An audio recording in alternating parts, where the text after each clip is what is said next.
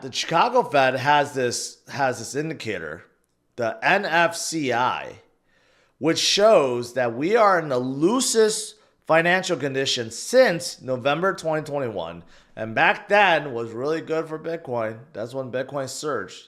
So if you're looking at how the conditions are now, it's perfect for a big Bitcoin pump, right? So again, conditions are easing, they're loosening, and this is all good. This is all great. All great, right? And there are other great things too. Like, of course, ETFs continue to inflow. Today was a pretty good day. We'll see how tomorrow is. BlackRock hasn't had a big inflow for quite some time. Are we going to see a big change? Let's see. We'll get the numbers tomorrow. But we know the ETFs aren't going to make a big impact. That's for sure. That's not going to change. And as we go higher in price and FOMO kicks in, we will get massive inflows into these ETFs.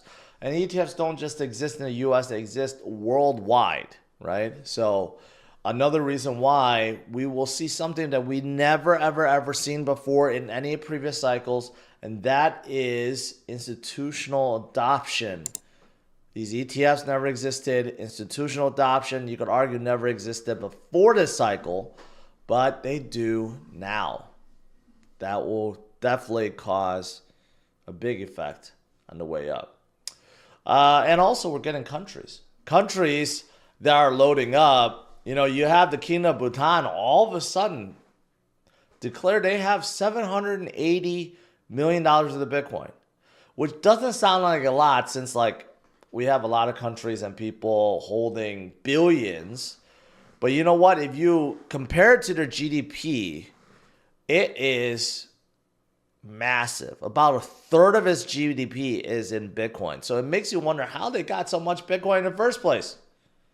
That's pretty crazy, right? But yeah, you have countries now that are loading up on Bitcoin because they also believe. So fantastic. Another reason why this cycle is different. Another reason why this massive pump is going to come, because we have so many different catalysts this cycle that we never had before. And in case you're wondering, this is nation states and their holdings. US and China leading the way, and both of those are through confiscations. UK has 61,000. I don't know how they got so much. Ukraine at 46,000, which is pretty good. And then you have, well, they're all seized, I guess. That's why they're in red. And then you have Bhutan that actually did buy or mine, and El Salvador and everyone else, right? You got countries. You got countries adopting. So basically what this is adding up to is a massive pump, right? A massive pump, and we just have to be patient. So if you're looking at when the bull run, when the massive parabolic phase happens, normally speaking, even if you discount everything I've just said, I mean, usually happens in 170 days, right, after the halving event, which means it should happen in about 15 days from now, which correlates to October, right? That's usually when things get really, really crazy and really bullish. So we'll see. Besides 2013, which we had to wait a little bit longer, but 2017 and 2021 both accelerated right around the same time. So are we going to see the same kind of acceleration upwards, same kind of pump, especially due to many factors like the easing situation, right? The accumulation of institutions and countries, presidential election. I mean, you got a whole bunch of stuff. Massive Bitcoin pump coming in 15 days, quite possibly. And, you know, if we're following just historical patterns, this is from last year, right? A lot of you guys may not remember, but last year, 2023, was pretty horrendous until October. We were stuck below 30,000 for so long, and all of a sudden we started moving, and we kept going, right? So are we going to see the same thing happen in October? That's going to drive us to six-figure plus? Quite possibly. So I'm looking forward to it. All right, so that's Bitcoin. Of course, nothing really changed this morning, but we got more confirmation that bullish parabolic phase, parabolic run is coming, and that Bitcoin pump is coming, right?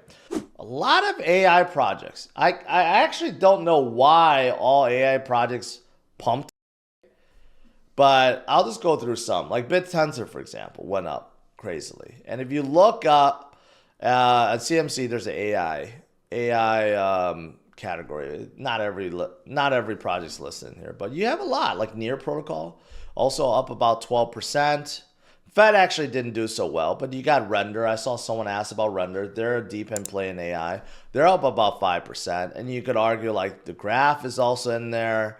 And then you got other Arkham, which is like a data analytics, but they're also using AI. You got a lot of AI plays. I know a couple of that I know off the top of my head, like AIT went up a lot. Someone asked me about Sharp AI this morning. A lot of AI plays going upwards today. A lot. Foresight Ventures announced a multi-million-dollar investment in Aptos to accelerate ecosystem growth. Quite interesting. Now, why is that? Because Aptos, right, they're very similar to Sui, created by ex-Facebook guys, right, well-funded, but they're also getting the AI space, right? Their foundation partners in NVIDIA-backed Next-Gen AI, basically they're going to utilize their resources to help AI projects come on top of Aptos. And because they got a multi-million-dollar investment, they're going to use it. They're going to use it as their war chest, right? But on top of that, they also have other things going on. For example, Stacks. A lot of you guys love Stacks. I do too. Stacks is going through their Nakamoto upgrade, which will make them a lot more efficient and faster. But they're also going to bring their synthetic Bitcoin to Aptos too, which can be used for AI, but mostly used for DeFi and other things, right? So it's quite interesting. I don't hear a lot about dApps on top of Aptos, but it seems like they're joining the AI game, and so many others are too.